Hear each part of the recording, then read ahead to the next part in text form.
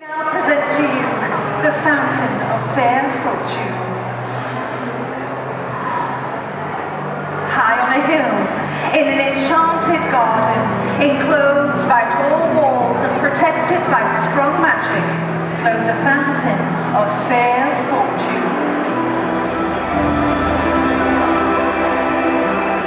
Once a year, hundreds of people travel from all over the kingdom to wait outside the garden wall.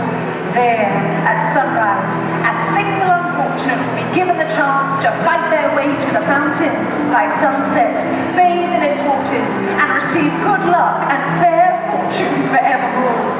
On the appointed day, three witches met on the outskirts of the crowd and told one another their sorrows as they waited for sunrise. The first, by name Asher, was sick of a malady no healer could cure. The second, by name Altheda, had been robbed of her home, her gold, and her wand by an evil sorcerer.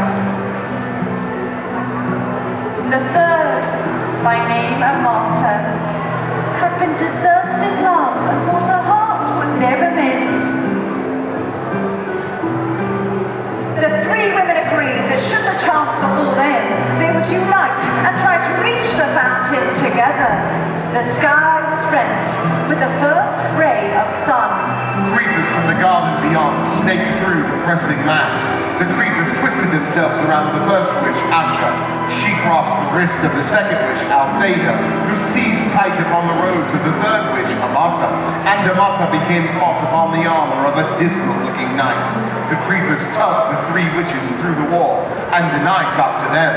Asher and Altheda were angry with Amata, who had accidentally brought along the night. Only one can bathe in the fountain. It will be hard enough to decide which of us it will be without adding another.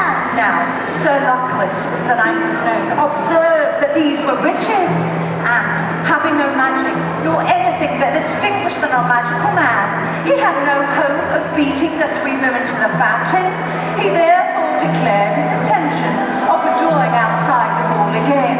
Sweetheart, draw your sword, knight, and help us reach our goal. And so the three witches and the forlorn knight ventured forth into the enchanted garden, where rare herbs, fruit, and flowers grew in abundance. Finally, they reached the foot of the hill on which the fountain stood. There, right around the base of the hill, was a monstrous white worm, bloated and blind. At their approach, it turned a foul face upon them and uttered the following words. Pay me the proof of your pain. Try that they might move past the worm. The worm would not let them pass. And Asher, despairing, began to weep. And the great one placed his face upon hers and drank the tears from her cheek. Satisfied, the worm slithered aside and disappeared from view. The three witches and the knight began to climb the hill. Halfway up the steep slope, however, they came across words cut into the ground before them. Pay me the fruit of your labors. Sir Luckless took out his only coin and placed it upon the grassy hillside. But it rolled away and was lost. The three witches and the knight continued to climb, but though they walked for hours more, they advanced not a step. The summit came no nearer, and still the inscription lay in the earth before them. All were discouraged, except for Altheda, who walked faster and harder than any of them. Courage, friends, and do not yield. She cried, wiping the sweat from her brow.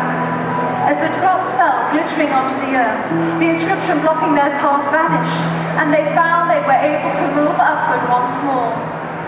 With the removal of this second obstacle, they hurried toward the summit as fast as they could, until at last they glimpsed the fountain. Glittering like crystal in the bower of flowers and trees.